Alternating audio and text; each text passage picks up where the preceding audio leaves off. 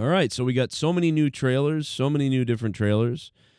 And, you know, although the only new Star Trek that I've really liked is Star Trek Picard Season 3, there is a third season of Strange New Worlds, which has not... The show has broken Star Trek canon. It's really weird and over the top, almost like written by a bunch of very flamboyant drama students.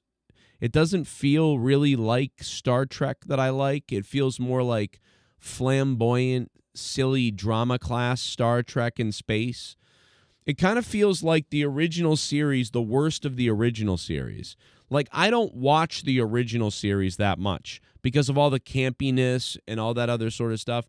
But the good messages and the good episodes of the original series from 1969 and 60, whatever it was, they're really good. They're really good, and they're the essence of what Star Trek is and became. But, you know, it's hard to go back and watch a lot of it, especially the third season. The third season is off the rails weird with just crazy shit. And I almost think that this series has taken that to heart, where it's like, we're going to be kind of fucking weird too and loopy. Spock's head, you know, we're going to have silly Star Trek. And, you know, so because, like, I love the original series movies, and I watch a few of the episodes of the original series at a time, and then I move on back to TNG, Voyager, and Deep Space Nine, and Enterprise, and stuff like that. But, you know, the original series has some of the most amazing episodes. It's just that, you know, I can't watch too much of it in a row because of the campiness. It's beyond my brain. I don't have the nostalgia campy for it like I do for TNG and stuff like that. But I'm sure that people that watch the original series originally love it the most because it's the first time you ever saw these great stories and great ideas in Star Trek. And it will always be the king of Star Trek because it's what created Star Trek. But that's what, you know, Strange New Worlds is kind of like that. But problem is they break canon, they ruin canon, and it's very flamboyantly like drama class, wokey, you know, and that's the problem with Strange New Worlds.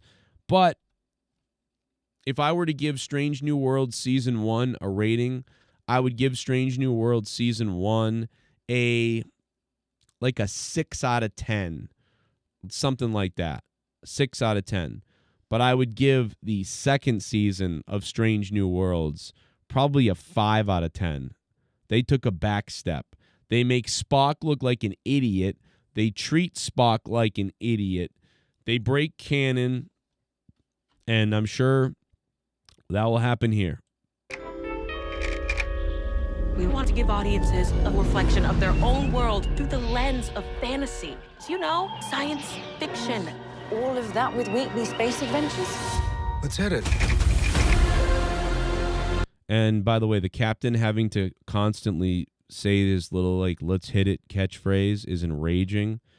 Oh, what the hell is this? There's not supposed to be a holodeck. It looks like they're on a holodeck.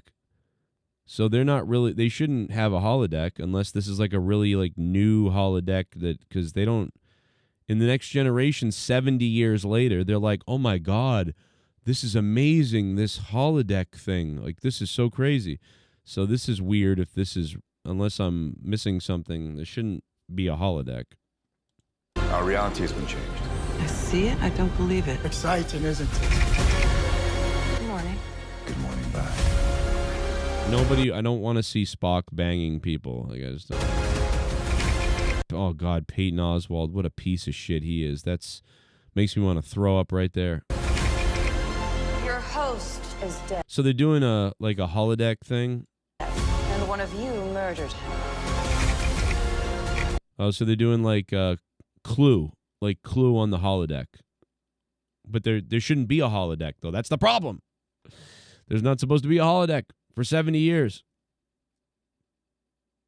I got here just in time. We're going to wire the I also hate the Carol Kane character. I loved the blind engineer that they had. He was so great, and then they like fucking murdered him in like 4 episodes. And Carol Kane is like I usually love her actually, but she's kind of like, I don't know if she's like kind of insufferable in this a little bit. Surprise! Hello? It's for you. Port thruster standing by. Do you realize how rare? See, this is very comic booky. I don't know if anybody has noticed this, but Star Trek: Strange New Worlds is very comic-y. And by the way, what are we not seeing a bunch in these shots? We're not seeing the captain. I don't know if you guys have noticed this, but in this series, this whole series started because people really loved Captain Pike on Discovery. They thought Discovery was a piece of shit show, but Captain Pike was great. And now Captain Pike is like an idiot. And in this trailer, he doesn't even do anything. It's like he doesn't do anything on this show. He's just there to be like, I'm the captain, I guess. Well, I'm dumb. And everybody else has a story. It's very strange, this show. He's the most cucked captain of any Star Trek captain ever. A show like this is? Indeed. We only have one shot. That's all we need. Hang on! Hey, there he is. See, there's the Gorn. We're not supposed to see the Gorn for another, 3 years. But we're in wow, that looks awesome, though. I will say that. Even though we're not supposed to see the Gorn. That's freaking cool to see that, though. I won't lie. That's kind of neat. I'm assuming that's the Gorn. It's got to be. It kind of looked like, it looked a little bit like the Halo guys. One of the elites from Halo or something. You know, Mr. Scott, we make a pretty good team. And we got to have more Kirk. Kirk is in everything now, in every season for some reason of this show, even though he's not on the ship yet. I mean, I don't understand what's up there, but they just keep bringing Kirk in somehow. So, yeah, I don't know. We'll see what happens, but I can't get over Superman squelching like Tony Khan. So I love Sonic. Yeah, I thought it was great. Well, there you go. Strange New Worlds. I mean, maybe I'll watch it. I don't know. I thought the first season was a 6 out of 10. I thought the second season was a 5 out of 10 and maybe worse. So where can the third season take you, We'll see.